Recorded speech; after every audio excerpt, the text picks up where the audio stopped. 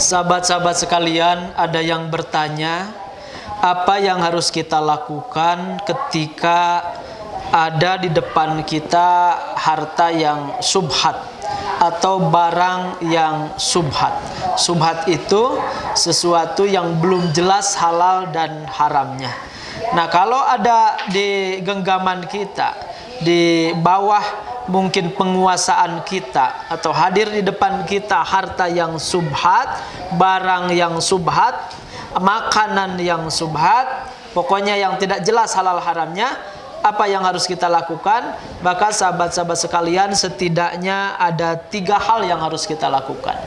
Yang pertama adalah cari tahu dulu sumber dari barang itu, sumber dari makanan itu, atau apapun yang subhat itu.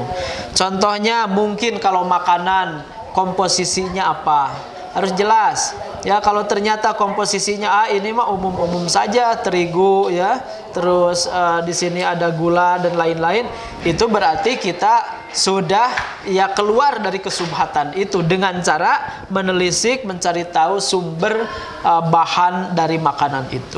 Atau misalnya kalau itu bentuknya uang, bentuknya benda, maka kita cari asal usul dari benda ini.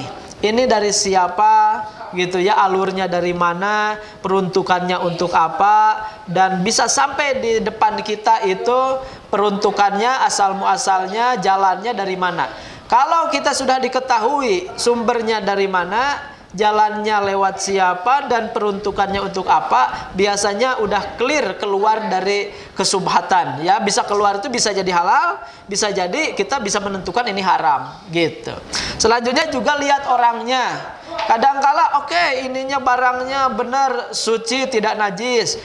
Alurnya juga jelas, ini peruntukannya untuk kita. Tapi lihat orangnya, ini orangnya amanah atau enggak. Mungkin saja dia menjebak, mungkin saja dia memanipulasi, mungkin saja dia pencucian uang. Dia ngasih ke kita kan jelas halal, dikasih oleh orang. Tapi tidak boleh sepolos itu juga. Kita lihat juga tujuan dia, orang itu ngasih ke kita untuk apa. Jangan-jangan kita terima tiba-tiba datang KPK ya karena pencucian uang. Artinya lihat juga orang yang ngasihnya atau menghadirkan barang atau benda atau uang ke depan kita. Selanjutnya yang nomor kedua, cari tahu ilmu syariatnya. Kalau sudah dicari tahu tadi kontennya, ya sudah dicari tahu bahannya, asal muasalnya, orang yang menghadirkannya ke kita. Ada yang nomor kedua, cari tahu secara kajian ilmu syariatnya. Misalnya mungkin saja ini barang temuan namanya lukotoh, nanti di fikih harus disabarkan. Terus harus disabarkan itu diumumkan ini punya siapa, dan itu kalau barang berharga 1 tahun waktunya baru bisa kita berdayakan lah, boleh kita manfaatkan. Kalau sudah 1 tahun, itu pun kalau kita manfaatkan kita harus doman. Kalau ada yang ngaku berarti kita harus bertanggung jawab untuk mengembalikan gitu.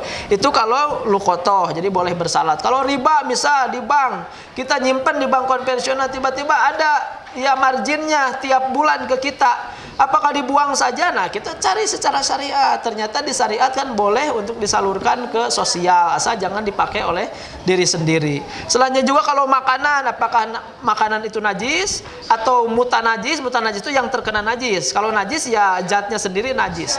Atau ada juga mungkin haram seperti babi, anjing dan lain sebagainya. Nah, itu jadi nomor kedua, kaji secara ilmu syariatnya. Baru yang nomor ketiga adalah jika menyikapi harta subhat adalah tinggalkan jika tetap itu meragukan. Da yuribuka ila mala yuribuk. Kita tinggalkan yang ragu menuju kepada yang yakin, itu lebih aman. Terima kasih, mudah-mudahan mafhum adanya. Wallahu alam bishawab. Assalamualaikum warahmatullahi wabarakatuh.